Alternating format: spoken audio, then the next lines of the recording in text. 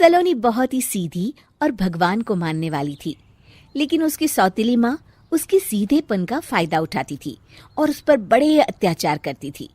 जरा सी चूक हो जाने पर उसकी खूब पिटाई करती। अरे सुनते हो, कोई लूला लंगड़ा देख इसकी शादी तय करो और इसे इस घर से बाहर का रास्ता दिखाओ। सलोनी के पिता जानते थे कि मीना एक चांडाल औरत है, इसलिए वो एक अच्छा घर देख सलोनी की शादी कर देते हैं। लेकिन वहां भी सलोनी से जलने वालों की कमी नहीं थी। सलोनी की ननद निकिता उसे बिल्कुल पसंद नहीं करती थी। सलोनी, बात तो सुनो जरा। जी कहिए। आज शाम को मेरे बॉस खाने पर आ रहे हैं।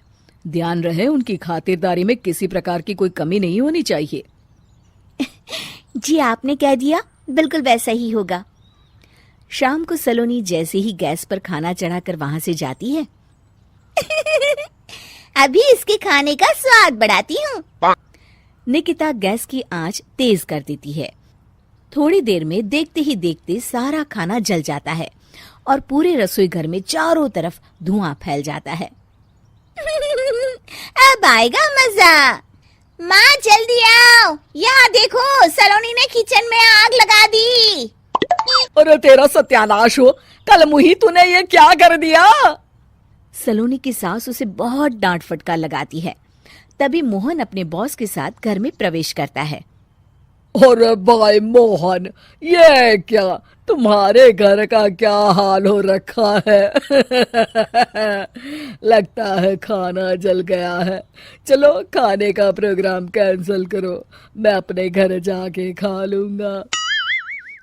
सर दरअसल सर मुझे माफ कर दीजिए। अरे कोई बात नहीं, घरों में ये छोटी मोटी बातें होती रहती है।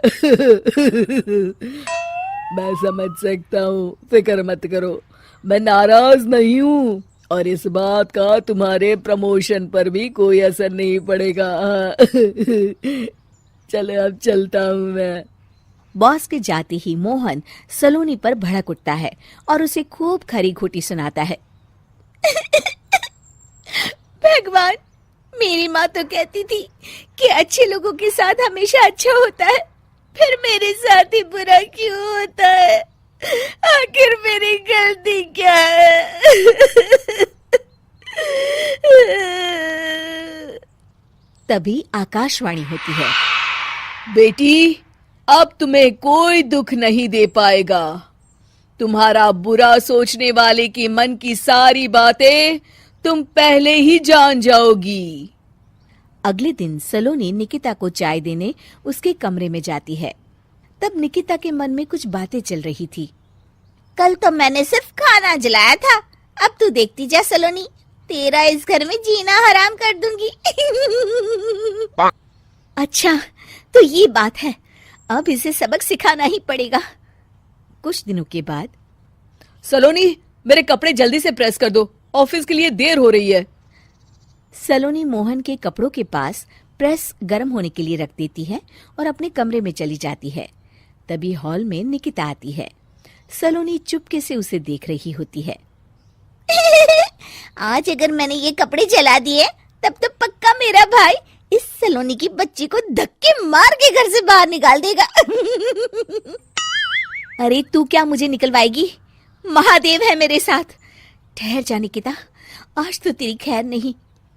सलोनी अपने पति मोहन को बुला लाती है और निकिता की सारी करतूत दिखाने लगती है। निकिता गर्म प्रेस मोहन के कपड़ों पर रखकर अपने कमरे में चली जाती है। मेरी बहन इतनी बड़ी चालबाज निकलेगी, मैंने तो सोचा ही नहीं था। मुझे माफ कर दो सलोनी, मैं तुम्हें गलत समझ रहा था। मोहन निकिता को बुलाकर उसे खूब डांट फटकार लगाता है। उस दिन के बाद से सलोनी की जिंदगी पूरी तरह बदल जाती है। सलोनी हर किसी के मन की बात सुन लेती थी। दूसरी तरफ निकिता का कोई भी दांव सलोनी पर नहीं चलता था और आखिरकार वो भी सलोनी के आगे घुटने टेक देती है। फिर एक दिन सलोनी की सास की सहेली ममता अपनी बहू कविता के साथ वहां आती है। कविता मन ही मन कहती है, अरे ये बुढ़िया पागल है जो मुझे यहाँ लेके आ गई। कहाँ मैं अपनी किटी पार्टी छोड़ के इसके साथ यहाँ मरने आ गई। पता नहीं कब तक इसे झेलना पड़ेगा। अरे ये जल्दी मरे और इसकी सारी जायदाद मेरे नाम हो जाए। सलोनी कविता की सारी बातें सुन लेती है। अरे कविता, तुम अपनी सास की जायदाद के लिए उन्हें झेल रही हो और उनके मरने का इंतजार कर रही हो। ये तो गलत बात है। सलोनी की बात सुनकर कविता बिना देर किए कहती है, अरे ये तुमने कैसे सुन लिया? ये सारी बातें तो मैं अपने मन से बोल रही थी। तुमने कैसे सुन लिया? बस फिर क्या था। ये सुनते ही कविता के बगल में बैठी उसकी सास उसकी चोटी पकड़ लेती है। क्यों रे कलमुही, तू मेरे बारे में ये सब सोचती है? मम्मी जी, मुझे माफ कर दीजिए।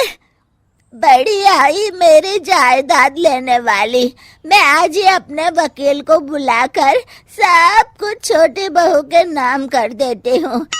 चल घर चल, आज तेरी अच्छी खबर लेते हूँ। इस तरह सलोनी लोगों के मन की बातें सुन लेती थी, लेकिन धीरे धीरे सलोनी को एहसास होता है कि उसके आसपास के सारे लोग एक दिखावे की जिंदगी जीते हैं और सब एक दूसरे के बारे में बुरा ही सोचते हैं। हे भगवान, दुनिया में कैसे लोग हैं? सबके मन छल कपट से भरे हैं। मैं तो लोगों की मन की बातें सुन सुनकर तंग आ चुकी हूँ। मैं अपनी जिंदगी में अब बहुत खुश हूँ। अब आप मुझसे ये शक्ति वापस ले लीजिए भगवान। इस तरह भगवान सलोनी को दी हुई शक्ति वापस ले लेते हैं और सलोनी एक आम जिंदगी जीने लगती है।